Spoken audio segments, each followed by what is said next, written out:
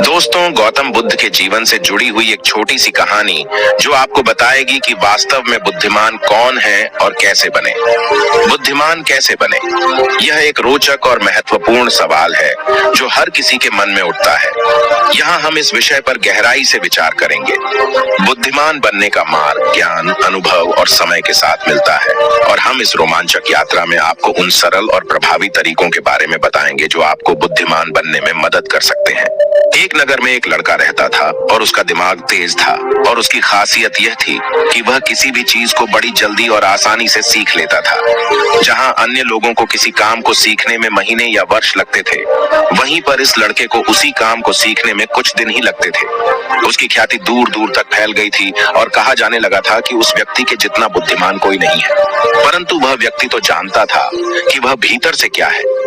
हर व्यक्ति जानता है कि वह भीतर से क्या है, चाहे वह बाहर से कुछ भी। वह व्यक्ति भीतर से तो परेशान था, परंतु वह अपने अहंकार से अपनी परेशानियों को ढकना चाहता था। दोस्तों, ज्यादातर लोग ऐसे ही करते हैं।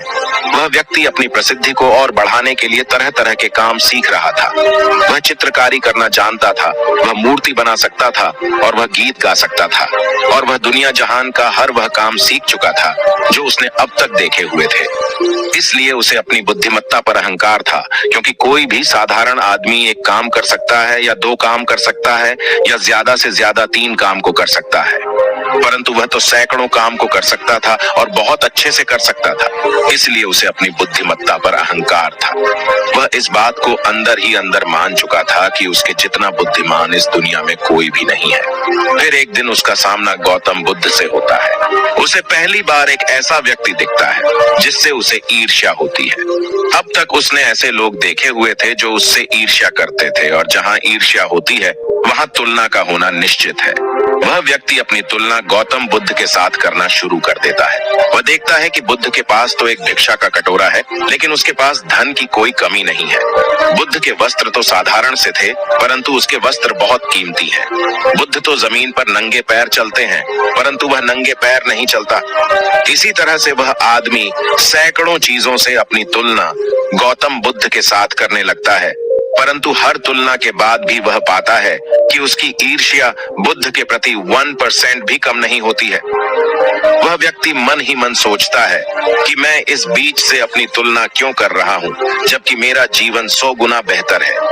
लोग भी बुद्ध का सम्मान कर रहे हैं। आखिर इसके भीतर ऐसा क्या है जो मुझ में नहीं है, और जिसके कारण मेरे भीतर इसके प्रति ईर्ष्या है। बहुत देर अपने मन में उलझे रहने के बाद वह व्यक्ति तय करता है कि वह बुद्ध के पास जाएगा और उनसे पूछेगा कि उनकी उपलब्धि क्या है।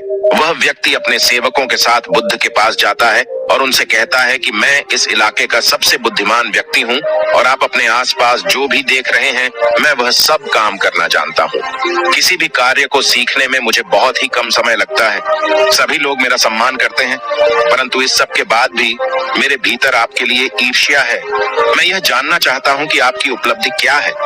ये सब लोग आपका आदर सम्मान क्यों कर रहे हैं? इसके बाद बुद्ध कहते हैं कि वैसे तो मेरी कोई उपलब्धि नहीं है, परंतु तुम कह सकते हो कि मेरी एक उपलब्धि है। वह व्यक्ति पूछता है कि क्या मैं जान सकता हूँ? तो फिर बुद्ध कहते हैं कि मेरी एक उपलब्धि है कि मैं सभी उपलब्धियों को छोड़ चुका हूँ। वह व्यक्ति बुद्ध से पूछता है कि मतलब मैं कुछ समझा नहीं। बुद्ध उस व्यक्ति से कहते हैं कि क्या तुम्हें प्रशंसा अच्छी लगती है? वह व्यक्ति कहता है कि प्रशंसा तो सभी को अच्छी लगती है। उसके बाद बुद्ध व्यक्ति से कहते हैं कि क्या तुम्हें निंदा अच्छी लगती है? वह व्यक्ति कहता है कि भला इस दुनिया में कौन है जिसे अपनी निंदा अच्छी लगी है? इसके बाद बुद्ध कहते हैं कि जो तुम्हें अच्छा लगता है और जो तुम्हें बुरा लगता है, मैं इन दोनों से भी ऊपर उठ चुका हूँ। न मुझे निंदा सताती है और न ही मुझे प्रशंसा प्रसन्न कर सकती है। बस यही अंतर है तुम में और मुझ में। और उसके बाद वह व्यक्ति बुद्ध से कहता है कि परंतु यह कैसे संभव?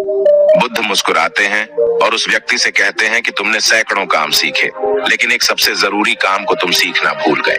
वह व्यक्ति बुद्ध से पूछता है कि कौन सा काम बुद्ध? बुद्ध कहते हैं कि अपने मन को नियंत्रण करना क्या तुम्हें आता है? बुद्ध की बात सुन वह व्यक्ति समझ जाता है कि ईर्ष्या का यही कारण था। उसके बाद बुद्ध कहते हैं कि जिस व्यक्ति ने सारे जगत को जीत लिया लेकिन अपने मन को नहीं जीता, उसने कुछ भी नहीं जीता, और जिसने अपने मन को जीता परंतु अपना सब कुछ गंवा दिया। फिर भी उसने सब कुछ जीत लिया, क्योंकि वास्तव में बुद्धिमान व्यक्ति वही है जो अपने मन का शासक है, वह नहीं जो अपने मन का गुलाम है। गौतम बुद्ध के इन शब्दों को सुनकर उस व्यक्ति का अहंकार टूट जाता है और वह व्यक्ति बुद्ध से कहता है कि क्या आप मुझे अपने मन को जीतना सिखा सकते हैं? बुद्ध कहते हैं कि अवश्य सिखाएंगे, परंतु मैं तुम्हारी सभी उपलब्धियां छीन लूंगा। फिर उसके बाद वह व्यक्ति बुद्ध से कहता है कि मैं इसके लिए तैयार हूं। उस दिन से वह व्यक्ति ध्यान करना शुरू कर देता है, क्योंकि ध्यान ही वह तरीका है जिससे आप अपने मन को अपने वश में कर सकते हैं। अपने मन को अपने वश में इस तरीके से कर सकते हैं। अगले वीडियो में हम इसी के बारे में बात करने वाले हैं। ज्ञानी वही है जो सच्चे मित्र को कभी नहीं छोड़ता। एक समझदार व्यक्ति वह है जो दूसरों के गुणों और विशेषताओं को देखता है और उनसे सीखता है, न कि दूसरों से तुलना या ईर्ष्या करता है। मूर्ख व्यक्ति अपने क्रोध को जोर से प्रकट करता है, लेकिन बुद्धिमान शांति से उसे वश में करता है। एक मूर्ख व्यक्ति खुद को ज्ञानी समझता है। बुद्धिमान वह है जो वर्तमान को ठीक प्रकार से समझे और परिस्थितियों के अनुसार आचरण करे। अपने अतीत को याद रखकर हम बुद्धिमान नहीं हो जाते, बल्कि अपने भविष्य की जिम्मेदारियों को समझकर हम बुद्धिमान होते हैं। जो व्यक्ति विवेक के नियम को तो सीख लेता है, पर उन्हें अपने जीवन में नहीं उतारता, वह ठीक उसी किसान की तरह है जिसने अपने खेत में मेहनत तो की पर बीज बोए ही नहीं। दोस्तों, इस वीडियो में बने रहने के लिए आपका बहुत बहुत आभार।